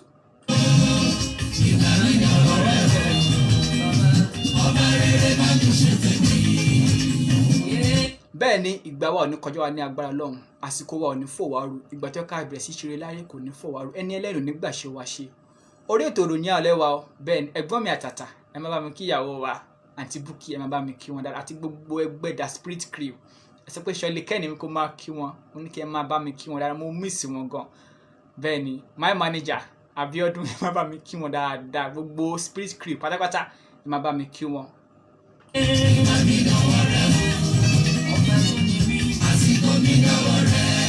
Bẹ́ẹ̀ ni ẹ má bá mi kí àwọn tèmi ní kíni CAC Miracle Center ní Bamako, ẹ má bá mi kí gbogbo àwọn tèmi bẹ́ẹ̀ pátápátá. Bẹ́ẹ̀ ni ẹ má bá mi kí wọn, láìpẹ́ láì jìnnà a máa ríra wa láyọ̀ àtàlàfíà.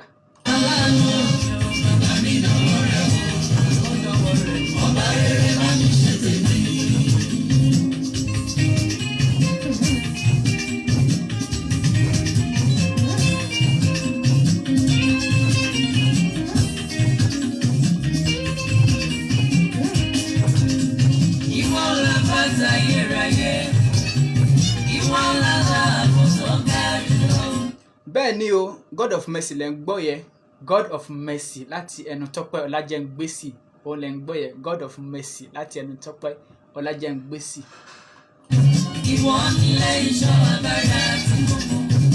My boss Ọ̀túnba Jésù Olúdélé, you can't wait. Bẹ́ẹ̀ ni ojú mi kan ti wà lọ́nà, ìgbà díẹ̀ ló kù. Èmi àjò mi lọ́wọ́ rẹ̀ ló wà. Jésù ràpátá tí kò lè yẹ láíláí. Ìyá àbá rẹ̀ làbò tó ní mọ́ jùlọ. Orúkọ rẹ̀ nílẹ̀ ìṣọ́ àtàrí àti mọ̀mọ́. Ọ̀rọ̀ ayé mi lọ́wọ́ rẹ̀ ló wà. Ọba mi mọ́. Ìgbà mi lọ́wọ́ rẹ̀ o. Bẹ́ẹ̀ ni ìgbà mi dọwọ́ rẹ̀ ọba àwọn ọba. Hey yo, my brothers and sisters, relax and believe in God of covenant. Aha, kings of kings, Lion of Judah, Kasi Agani,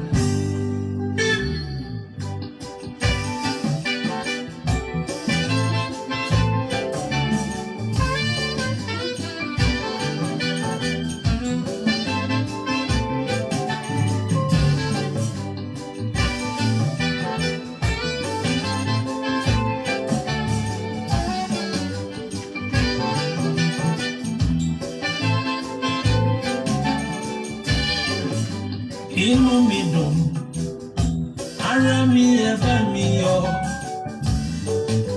Inú mi dùn, ara mi ẹ bá mi yọ̀.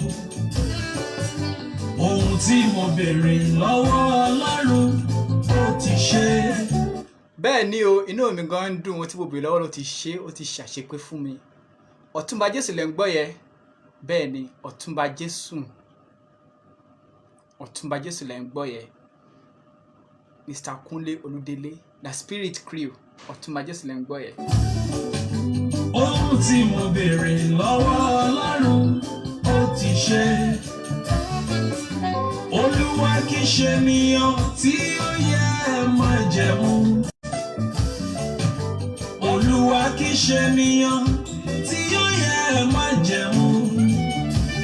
Jẹ́ kí gbogbo ohun tó ní ẹ̀mí yìn Olúwa lógo. Bẹ́ẹ̀ ni o, Ọ̀túnba Jésù, bẹ́ẹ̀ ni, that's Ọlọ́run Májẹ̀mú live from Ghana. Ọlọ́run Májẹ̀mú lẹ́ ń gbọ́ yẹn láti ẹnu Ọ̀túnba Jésù, Mr. Kunle Olúdélé. Àwọn ni aláṣẹ àti olùdarí The Spirit Crew. Bẹ́ẹ̀ ni, The Spirit Crew, Ọ̀túnba Jésù lẹ́ ń gbọ́ yẹn. Inú mi dùn, ara mi ẹ bá mi yọ̀. Ẹlẹ́dàá mi ẹ bá mi yọ̀. Inú mi dùn, Ayọ̀ mi kún. ara mi ẹ bá mi Orúkọ yọ̀. Ọlọ́run mi ẹ bá mi yọ̀. Ohun tí mo béèrè lọ́wọ́ Ọlọ́run ó ti ṣe. Ó ti ṣe fún mi. Ohun tí mo béèrè lọ́wọ́ Ọlọ́run ó Mo ti fẹ́ ṣe. sọ̀rọ̀ nígbà kan ó dá mi lóhùn ní. Olúwa kì í ṣe ènìyàn tí ó yẹ májẹ̀mú. Ayé Bẹ́ẹ̀ ni, Ọlọ́run kì í ṣe ènìyàn tí yẹ májẹ̀mú. Ọlọ́run ọba kì í ṣe ènìyàn tó máa sọ̀rọ̀ tó máa lóhùn sọ bẹ́ẹ̀ mọ́. Ọlọ́run kì í ṣe ènìyàn tó máa ń ṣèké. Ọlọ́run kì í ṣe ènìyàn tó máa ń purọ́. Ọlọ́run Májẹ̀mú lọ́lọ́run wa. Ọlọ́run àánú, Ọlọ́run Májẹ̀mú. Bẹ́ẹ̀ ni, òun lẹ́ ń gbọ́ ẹ láti ẹnu Ọ̀túnba Jésù, Mr. Spirit. ṣe ènìyàn rárá o. Olúwa kì í ṣe ènìyàn tí ó yẹ májẹ̀mú. Tí ó yẹ májẹ̀mú yẹn. Jẹ́ kí gbogbo ohun tó ní ẹ̀mí yìí Olúwa lógo.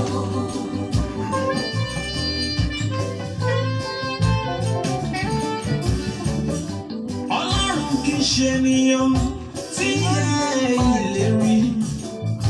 Bó bá ọ̀dà májẹ̀mú pé wá bímọ. Nígbà jẹ́ ká kọjá sí iléeṣẹ́ Global Tech Communication. Bẹ́ẹ̀ ni, iléeṣẹ́ Global Tech Communication. Máa bẹ̀rù o. Bó bá ọ̀dà májẹ̀mú pé ìbùkún ti dé. Ṣáàtì nígbàgbọ́. Ìlérí tó bá ọ̀dà kò lè yẹ̀ rárá. Májẹ̀mú tó ṣe fún wọn ṣáàtì rọ̀ mọ́. Olúwa kì í ṣe ènìyàn tí ó yẹ májẹ̀mú. Bẹ́ẹ̀ ni, Olúwa kì í ṣe ènìyàn tí ń yẹ májẹ̀mú. Iléeṣẹ́ Global Tech Communication ibẹ̀ la wà báyìí.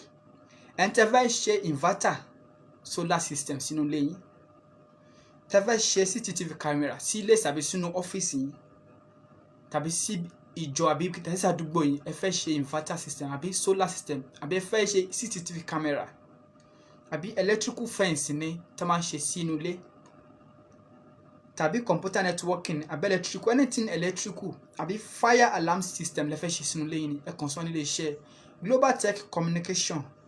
Solar system lẹ fẹ́ ṣe ni, inverter installation lẹ fẹ́ ṣe ni, CCTV camera ni, electrical maintenance ni àbí anything electrical maintenance ni, ilé iṣẹ́ Global Tech Communication ibẹ̀ ni kẹ́ máa lọ. Àṣẹ̀dá kì í ṣe ènìyàn rárá o. Tó lè yẹ májẹ̀mú. Jẹ́ kí gbogbo. Wọ́n wà ní nọ́mbà 63 Ìdímù Èjìgbò Road, Ìdímù Lagos State. Nọ́mbà 63 Ìdímù Èjìgbò Road, Ìdímù Lagos State. Ẹ lè pe aláṣẹ àtòdá iléeṣẹ́ náà, àwọn ní Mr. Peter Ajibade. Ẹ lè gbọ́n sórí nọ́mbà yìí +234 8100 57 1302. Lẹ́ẹ̀kan sí +234 8100 57 1302. Nọ́mbà tó já sí iléeṣẹ́ Global Tech Communication nìyẹn, Global Tech Communication. Ẹ̀yin tẹ́ fẹ́ ṣe solar system sínú ilé yín, ẹ fẹ́ ṣe inverter installation, CCTV camera installation ni, electrical maintenance ni, àbí all electrical house wiring ni, iléeṣẹ́ Global Tech bẹ́ẹ̀ ni kẹ́ máa lọ, bẹ́ẹ̀ ni Global Tech Communication bẹ́ẹ̀ ni kẹ́ máa lọ. Ànípẹ́ máa dágbére fún lórí ètò tá a pè ní ìròyìn ayọ̀, bẹ́ẹ̀ tó bá tún di ọjọ́ Monday kẹ́tù darapọ̀ mọ́ wa. Ìròyìn ayọ̀ lè tó ètò ní ìròyìn ayọ̀. Ànípẹ́ máa dágbére fún lórí ètò, ẹ máa fi fọkàn bá wa lọ. Olúwa lógo.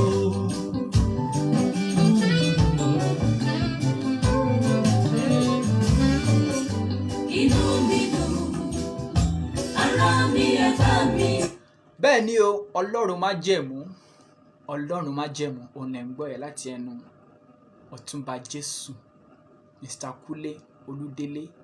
Bẹ́ẹ̀ ni àwọn ni aláṣẹ àti olùdarí ẹgbẹ́ The Spirit Crew Band. Tẹ́ bá ní ayẹyẹ láṣẹ fẹ́ ṣe, ẹ fẹ́ ṣe party, ẹ fẹ́ ṣe wedding, ẹ fẹ́ ṣe òkú àgbà, ẹ fẹ́ ṣe birthday ni, àbẹ́ fẹ́ ṣe ìṣílé, ẹ kàn sí The Spirit Crew. The Spirit Crew, bẹ́ẹ̀ ni Ọ̀túnba Jésù, bẹ́ẹ̀ ni ẹ kàn sí wọn.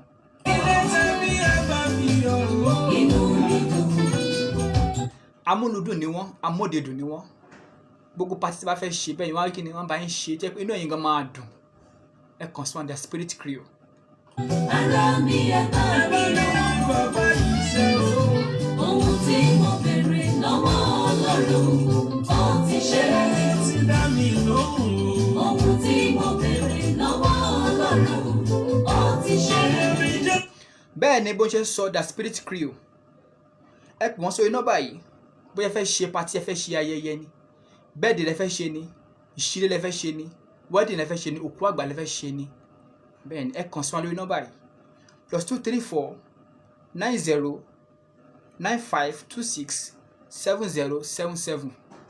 Lẹ́ẹ̀kan sí +234 90 95 26 7077. Nọ́mbà tó já sí iléeṣẹ́ The Spirit Crew nìyẹn. Fún pàtí tí a bá fẹ́ ṣe, àbí ẹ fẹ́ ṣe revival ni, ẹ wá fẹ́ olórin ẹ̀mí tó máa fi orin ẹ̀mí dá yín lára yá, tó máa fi orin ẹ̀mí jèrè ọkàn àwọn èèyàn. Mo jẹ́rìí bẹ́ẹ̀ ni Ọ̀túnba Jésù, ẹ kàn sí wọn. Ọlọ́run kì í ṣe ènìyàn tí ó yẹ máa jẹ́ mọ́. Olúwa kì í ṣe ènìyàn tí ó yẹ máa jẹ́ mọ́. Jẹ́ kí gbogbo ohun tó ní ẹ̀mí yìí Olúwa lógo. Olúbísí ọmọ bíbí Akínlóye, bẹ́ẹ̀ ni mo ti rọ́wọ́ yín bẹ́ẹ̀.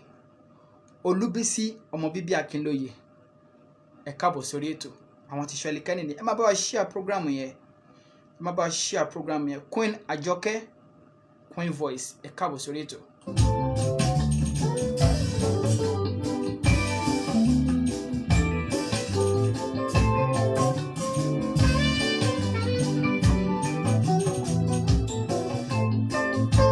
Bẹ́ẹ̀ ni o, òun lẹ̀ ń gbọ́ yẹ, bẹ́ẹ̀ ni Ọ̀túnba Jésù lẹ̀ ń gbọ́ yẹ. Ẹ lọ kí ni ẹ lọ máa download ẹ̀. Ó ti wà lórí YouTube, ó ti wà lórí Audiomack, ẹ lọ máa download ẹ̀. Bẹ́ẹ̀ ni Ọ̀túnba Jésù nìyẹn, Araba Ribiti.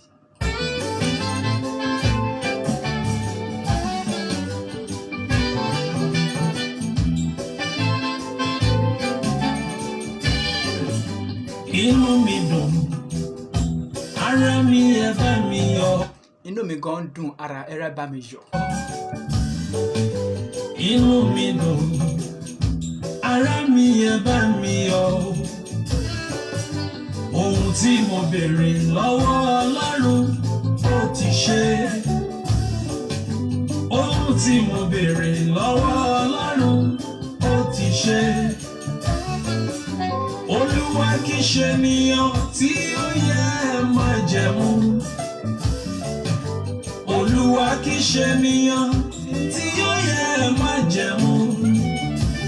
Jẹ́ kí gbogbo tó ní ẹ̀mí yìí Olúwa lógo. Bẹ́ẹ̀ ni ó jẹ́ kí ohun gbogbo tí ó ní ẹ̀mí kó fi ọpẹ́ fún Ọlọ́run, kó fi ìbà fún ọba àwọn ọba. Ọlọ́run má jẹ̀mú lẹ́ ń gbọ́ yẹ.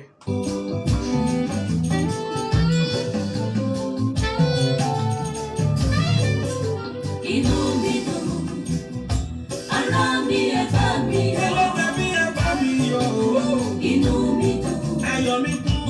Ara mi ẹ bá mi Orúkọ yọ̀. Ọlọ́run mi ẹ bá mi yọ̀. Ohun tí mo béèrè lọ́wọ́ Ọlọ́run ó ti ṣe. Ó ti ṣe fún mi. Ohun tí mo béèrè lọ́wọ́ Ọlọ́run ó Mo ti bá ṣe. sọ̀rọ̀ nígbà kan ó dá mi lóhùn ní. Olúwa kì í ṣe ènìyàn tí ó yẹ máa jẹ̀mú. Nígbà yìí ṣènìyàn rárá o. Olúwa kì í ṣe ènìyàn tí ó yẹ máa jẹ̀mú. Tí ó yẹ lẹ́jà fún yẹn. Jẹ́ kí gbogbo ohun tó ní ẹ̀mí yìí Olúwa lógo. bẹ́ẹ̀ ni jẹ́ kí ohun gbogbo tí ó ní ẹ̀mí kó yin Ọlọ́run lógo. bẹ́ẹ̀ ni ìròyìn ẹ̀ ọ̀lẹ́tọ̀ ètò ìròyìn ẹ̀ gbogbo ẹ̀yìn olùfẹ́ ṣọlẹ̀ kẹ́ni pátápátá ẹ darapọ̀ mọ́ ní ọjọ́ Monday tó tún bọ̀ yìí. bẹ́ẹ̀ ni ọjọ́ Monday tó ń bọ̀ yìí ẹni tẹ́ fẹ́ ṣe birthday shout out fún olólùfẹ́ yín, tẹ́ fẹ́ sponsor program yìí, abẹ́fẹ́ advertise orin tẹ́ ṣe, abẹ́fẹ́ advertise nǹkan tẹ́ ń ta, ẹ kàn sọ lórí ètò tá a pè ní ìròyìn ayọ̀. bẹ́ẹ̀ ni ká bá ń polongo ìròyìn ayọ̀ káàkiri àgbáyé. ẹ lè pọ̀ sórí nọ́mbà yìí +233 555 28 1462 lẹ́ẹ̀kan sí +233 555 28 1462 nọ́mbà tẹ́ máa kíni tẹ́ máa pè wá sí ní ẹ̀ nọ́mbà tẹ́ tún máa bá fi dá sí ètò gangan ní ẹ ní gbogbo ìgbà. ìròyìn ayọ̀ lẹ́tọ̀ ètò ìròyìn ayọ̀ pẹ̀lú Ṣọlẹ̀ Kẹ́ni. Accra la wà ní ìlú Ghana. Accra la wà ní ìlú Ghana.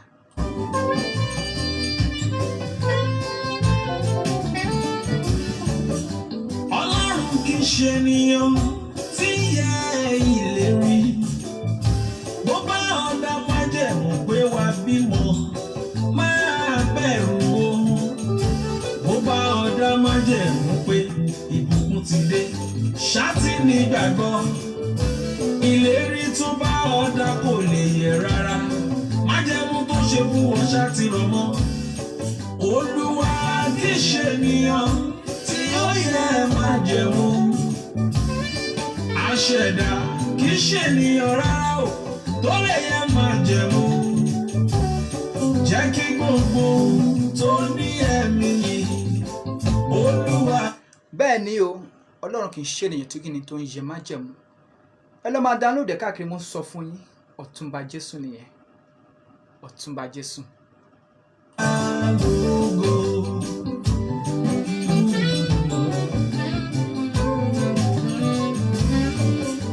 Inú mi dùn. Bímbọ́ Ọlágbájú Ayébọ̀bọ̀ ayayayayaya mo ti rọ́wọ́ yín bẹ́ẹ̀. bẹ́ẹ̀ ni àwọn ti Premier FM nìyẹn ní Ghana. àwọn ọ̀gá mi àtàtà nìyẹn. àwọn ọ̀gá mi gangan nìyẹn. Bímbọ́ Ọlágbájú Ayébọ̀bọ̀ ẹ káàbọ̀ sórí ètò. Ara mi ẹ bá mi yọ̀. Ilé mi ẹ bá mi yọ̀ o. Inú mi dùn. Ara mi ẹ bá Ẹ bá mi mi yọ̀. yọ̀ bàbá yìí ṣe o. gbogbo ẹjọ́ ti wà lọ́wọ́ online pẹ̀lú wa pátápátá tẹ́ wà lórí ètò Ibrahim Adékẹ́mi. bẹ́ẹ̀ ni mo ti rọ́wọ́ yín bẹ́ẹ̀. ẹ máa bá wa share program yẹn. Ibrahim Adékẹ́mi, God bless you my sister. orí ètò ìròyìn ayọ̀ lẹ́wà ẹ máa bá wa share bí tẹ́ ti ń wò wá bí tẹ́ ti ń gbọ́ ẹ comment sórí page yẹn kẹ́ máa bá wa share program yẹn. ìròyìn ayọ̀ lẹ́tọ̀ ètò ìròyìn ayọ̀ bá ṣe máa ń ṣe ní gbogbo ọjọ́ Monday àti ọjọ́ Thursday nìyẹn ní dédé aago 7 sí aago 8 ní Ghana time, ṣùgbọ́n Nigeria time á jẹ́ aago 8 sí aago 9. bẹ́ẹ̀ ni ìròyìn ayọ̀ lẹ́tọ̀. ẹni tí a bá fẹ́ polówó ọjà yín ẹ pè wá sórí ètò yìí. ẹ fẹ́ promote orin yín, àbẹ́ fẹ́ ṣe birthday shout out sáwọn olólùfẹ́ yín, ẹ pè wá sórí ètò yìí. ẹ pè wá sí iléeṣẹ́ Ṣọlẹ̀ Kẹ́ni entertainment.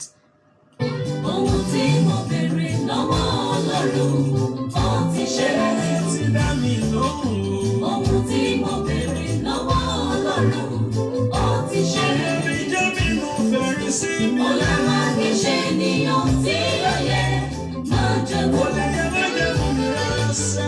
Olúwa kì í ṣe ènìyàn tí ó yẹ máa jẹ̀mú. Ó wí bẹ́ẹ̀ ó ṣe bẹ́ẹ̀. Jẹ́ kí gbogbo ohun tó. a ní jù báyìí lọ lórí ètò tá a pè ní ìròyìn ayọ̀. gbogbo ẹ̀yin olólùfẹ́ pátápátá olólùfẹ́ Ṣọlẹ̀ Kẹ́ni pátápátá ẹ ṣé gan. gbogbo ẹ̀yin ará ọ̀rẹ́ fans ojúlùmọ̀ pátápátá mo really appreciate yín.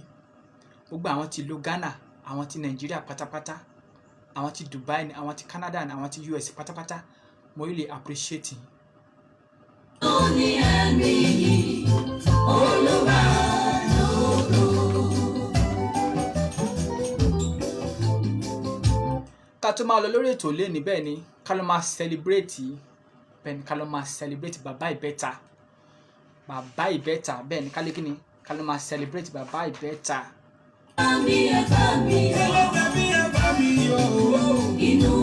Wọ́n jẹ́ alátìlẹ́yìn fún ètò ìròyìn ayọ̀, wọ́n jẹ́ alátìlẹ́yìn fún Ṣọ́lí Kẹ́nì, wọ́n jẹ́ alátìlẹ́yìn fún iléeṣẹ́ Ṣọ́lí Kẹ́nì entertainment. Kí ló máa congratulate Ọ̀túnba Lukman Taiwo Bakare bẹ́ẹ̀ ni Ọ̀túnba Lukman Taiwo Bakare bẹ́ẹ̀ ni èní ni Ọlọ́run fi ìbẹ́ta tuntun ọmọ ìbẹ́ta tàwọn láre ìbẹ́ta ọmọbìnrin mẹ́ta làǹtìlanti Ọlọ́run fi tàwọn láre ní ọjọ́ ìní bẹ́ẹ̀ ni congratulations to you sir. Ayọ̀ mi kún, ara mi ẹ bá mi yọ̀, ohun tí mo bèrè. Bẹ́ẹ̀ ni mo gbàgbọ́ pé nǹkan tó ń béèrè fún Ọlọ́run ṣe fún wọn bẹ́ẹ̀ ni congratulations to you sir. Ọ̀túnba Lukman Taiwo Bakare ìbẹ́ta tọ́lọ́run fi ta wọn lọ́rẹ ọmọbìnrin làǹtìlanti mẹ́ta tán lẹ́ẹ̀kan ṣoṣo lọ́lọ́run fi ta wọn lọ́rẹ congratulations to you sir. Lọ́wọ́ Ọlọ́run ó ti ṣe fún mi ohun tí mo bèrè lọ́wọ́. Mo gbàládọ̀ Ọlọ́run tó ṣe tiwọn bẹ́ẹ̀ ni ìbẹ́ta Ọlọ́run tó ṣe tiwọn á ṣe tàwa náà bẹ́ẹ̀ ni á ṣe ti gbogbo wa láìpẹ́ láì jìnnà ohun tó ń dùn wá lọ́kàn lọ́lọ́run á ṣe. Ẹ ṣáà gbọ́ ohun tó ń lọ lọ́wọ́ yẹ ohun tó ń lọ lọ́wọ́ àtẹnu Ọ̀túnba Jésù bẹ́ẹ̀ ẹ jẹ́ àti àgbọ̀ ká filẹ̀ lẹ́ẹ̀kan sí. Ọlọ́run ó ti ṣe Olúwa ti ṣe ènìyàn tí ó yẹ. Bẹ́ẹ̀ ni gbogbo àdúrà wa ní kọ̀kọ̀ ó máa dá wa lóhùn ní gbàgbà ní agbára Ọlọ́run. Triplet ni o ẹ bá mi congratulate wọn ìbẹ́ta obìnrin mẹ́ta làǹtìlanti mo gbàdúrà Ọlọ́run á ṣe tiwa láìpẹ́ láì jìnnà àwọn náà máa rẹ́rìn ayọ̀. Àdúrà wa ní kọ̀kọ̀ Ọlọ́run á dá wa lóhùn ní gbàgbà ní agbára Ọlọ́run láìpẹ́ láì jìnnà Ọlọ́run á nu omijé wa nù.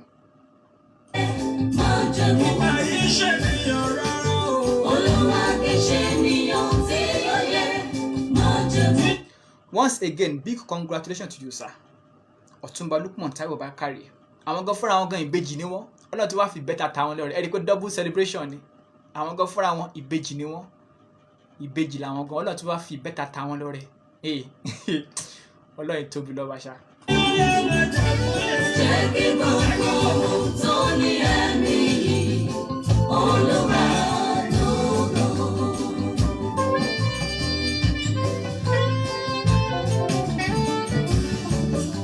Ọlọ́run kì í ṣe ènìyàn tí yẹ ìlérí. Bẹ́ẹ̀ ni Ọlọ́run kì í ṣe ènìyàn tí ń yẹ ìlérí. Kò ní júbà lórí ètò ìròyìn ayọ̀. Ìròyìn ayọ̀ lètò. Ètò ìròyìn ayọ̀ tí darapọ̀ máa ń lọ́jọ́ Monday tó ń bọ̀. Thank you, love you all. God bless you. Bẹ́ẹ̀ ṣe ń share program yìí, bẹ́ẹ̀ ṣe comment, bẹ́ẹ̀ ṣe ń like ẹ̀. God bless you. Bó bá ọ̀dà májẹ̀mú pé wá bímọ, máa bẹ̀rù ohun. Bó bá ọ̀dà májẹ̀mú pé ìbùkún ti dé, ṣáàtì nígbàgbọ́. Ìlérí tó bá ọ̀dà kò lè yẹ rárá. Májẹ̀mú tó ṣe fún wọn ṣáàtì rọ̀ mọ́. Olúwa kì í ṣe ènìyàn tí ó yẹ májẹ̀mú. Aṣẹ̀dá kì í ṣe ènìyàn rárá o tó lè yẹ májẹ̀mú. Jẹ́ kí gbogbo